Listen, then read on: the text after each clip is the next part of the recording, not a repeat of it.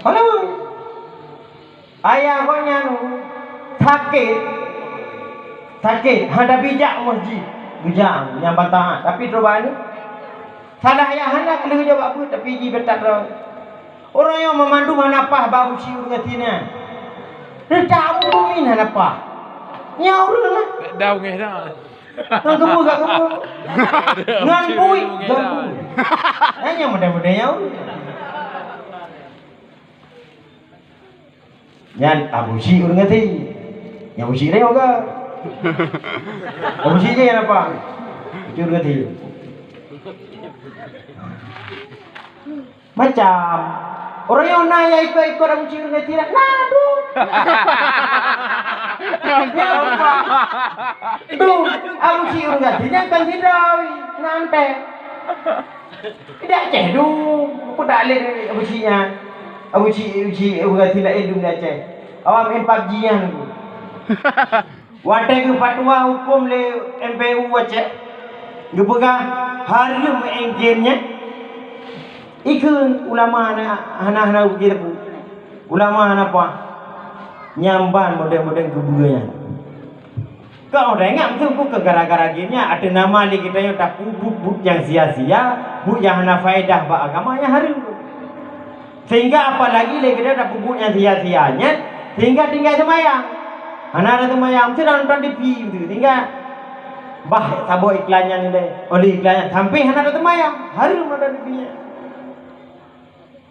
ya mi mutua ayah lu yang mabah ya yang pegah dia yo orang yang benci kepada ulama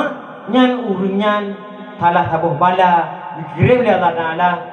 mati dalam keadaan hana iman dan hana Islam kena ke keliawannya pale ule bentu handi kala bak melanggar pale akai urang handi jikeun ke ulama ada pina yang berheke dijer kalung dum ulama kadang yang kan bije urang anu baju asai mula karena ilebungnya orangnya belagak lagu siapa baju ai buno ada baju ayam menikah haji ulama ya haji mak haji mami ulama hanapa kan sah nikah mak dengan haji bedakan ada nikah mak dengan haji pubu di puan ni usunan puan ada baju nyan yan lagunya salah boh hadis Rasulullah yang kayak begagal lagu pebibana yang pertama hana berkat rezeki lu dah pula dah pula gaji pada tapi pada hantai kau je waktu urun jamun titon gemu titon tiga gemu nyanji kepada hati padanya sampai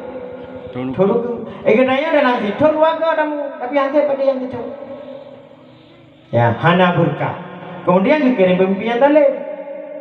dikirim besi yang tadi dikirim lakor yang tadi macam-macam dan mati